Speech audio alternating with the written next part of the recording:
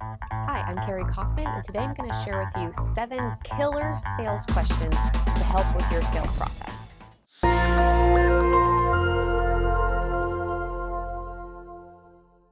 So in coaching hundreds of businesses and sales teams, I've learned that there is a handful of key questions that apply to almost every business. You might adapt them a little bit differently, and some of them are meant to use at different parts of the sales process, but I'm going to share with you today 7 of my favorite to help you overcome objections and close the sale.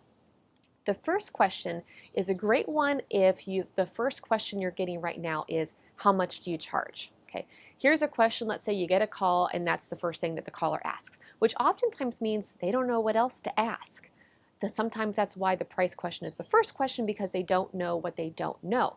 So here's a question to help put you back in control of the sales conversation. And that question is, sure, I can help you with that. Is it okay if I ask you a couple questions so I can give you the most accurate information? Now with that question, you've taken control. Now you have an option to ask them some really good questions and pull out some things and maybe some other priorities other than price, right? There's always other buying considerations besides price, and it gives you a chance to find out what those are for that caller. It also gives you a chance to articulate your value, to maybe say some of the things that set you apart, so that when you do get to the price question, it's maybe less of a consideration because now they realize all the other factors that are important to them when making this buying decision. Here's the second question. Tell me more about that. That's a simple one, right? That's a good fallback question. Anytime you don't know what else to say, tell me more about that, and they will.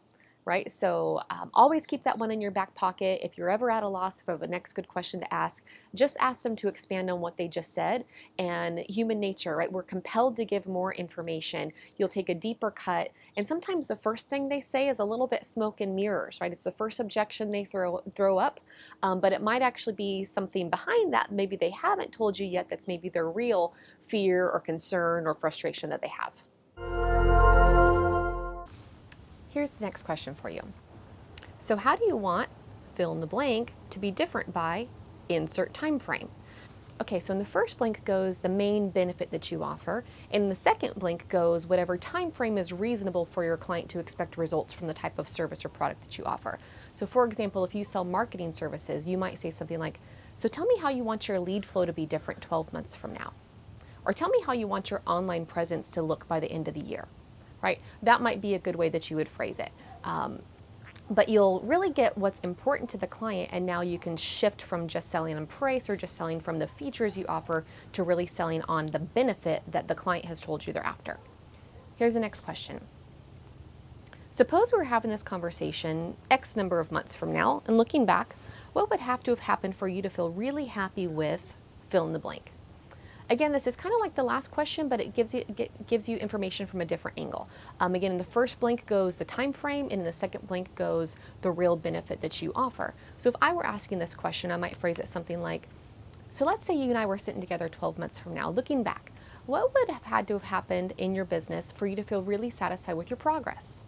Right? So that gets you telling you what their sense of priorities are. Here's the next question.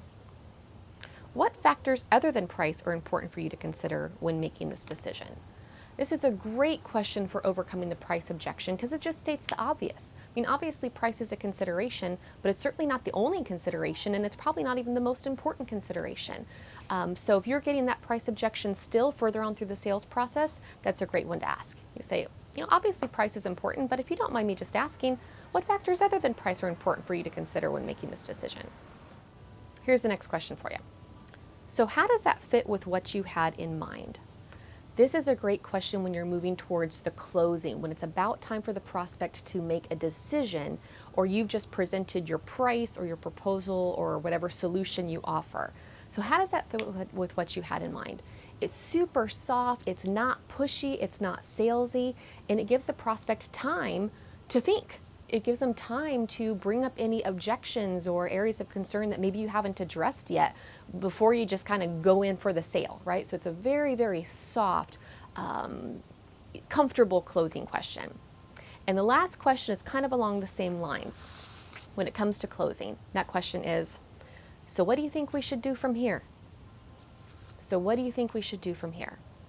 Another very simple, very low pressure question that allows the prospect to tell you exactly what they want to happen next, or gives you a chance to overcome any remaining objections before you offer the solution. And if you've done everything right up until that point, when you say, so where do you think we should go from here? Their next question is probably going to be something like, well, how do we get started? Or when can you fit me in? Or how quickly can you have this done, right? And that's when you know you've got a good sales process.